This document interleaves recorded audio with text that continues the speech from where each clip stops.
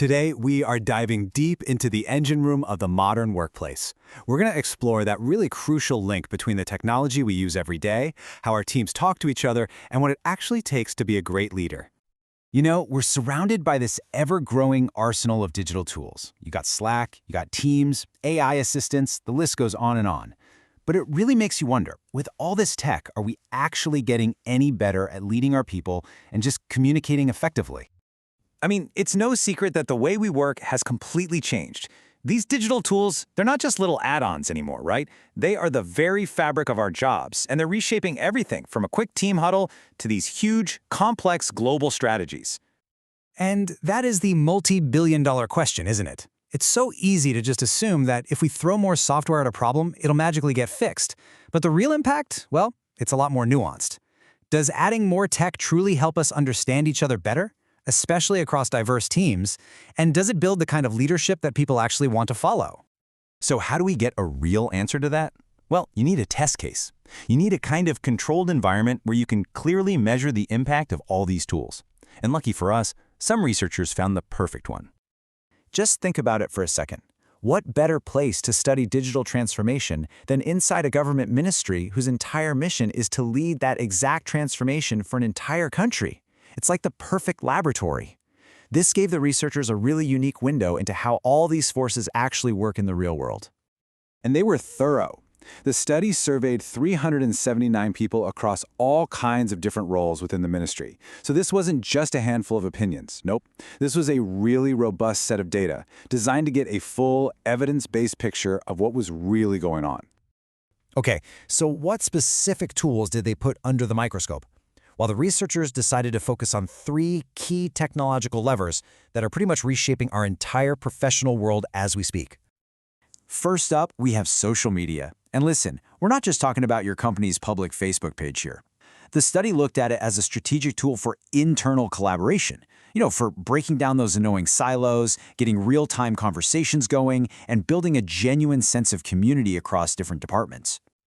Next on the list, big data.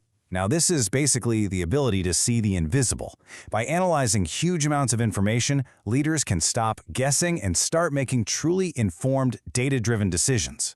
It's about spotting those hidden trends, whether it's in team performance or how you're using resources, so you can steer the ship with real precision.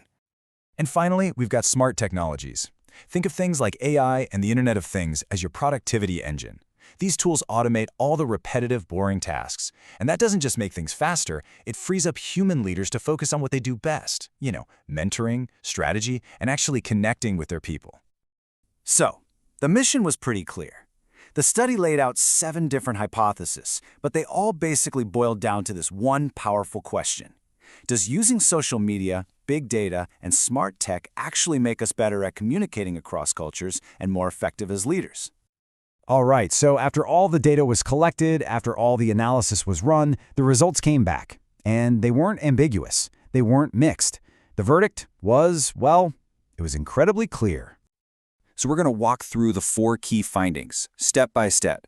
We'll look at the impact of each technology one by one, and then we're going to see how it all ties together in this final, really crucial connection. First up, social media. The data showed that when teams used these platforms strategically on the inside, for informal chats, sharing knowledge, it directly led to better communication across different cultural divides and more effective leadership. The connection was just undeniable. And next, we see the exact same powerful pattern with big data. By using data analytics, leaders could get these deep insights into how their teams were working. This let them communicate with more clarity, more empathy, and guess what? They were seen as stronger, more informed leaders.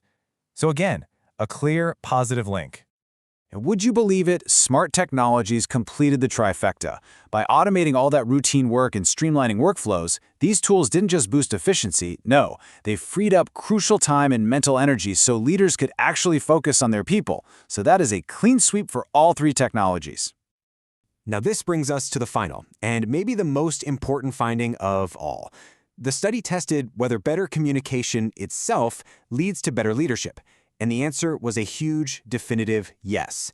So it's not just about the tools themselves, it's about how those tools create a foundation of clear communication, and that is what builds great leaders. So let's just pause on that for a second. In research, it is incredibly rare to get such a clean result. Every single one of the 7 hypotheses was supported by the data. The link between using these technologies with intention and getting better results, well, it isn't just a theory. It's a clear, measurable reality. Okay, so that's the research. It's fascinating. But what does a study from a Jordanian government ministry mean for you and your team? Let's translate this data into action. So what's the big takeaway here? First, and this is the big one, technology is a lever for your company culture, not just a tool for efficiency. Internal social platforms, they can totally break down those departmental silos. Big data, it can help your leaders make smarter, more empathetic decisions because they really understand what the team needs. And smart tech, it frees up your manager's most valuable asset, their time to actually lead. But it all circles back to one fundamental truth. Great communication is the absolute bedrock of effective leadership. So here's the crucial point. None of this happens by accident. You can't just buy the latest software and expect your culture to magically change. The real potential of these tools is only unlocked when you use them with a clear strategy, with a specific intention to improve how your people connect, understand each other, and lead. And that leaves us with one final question to take back to your own team. Now that you know there's a proven link between these tools and great leadership, what's one intentional change you can make this week? How are you going to leverage technology, not just to be more productive, but to actually lead better? Thanks for joining this explainer.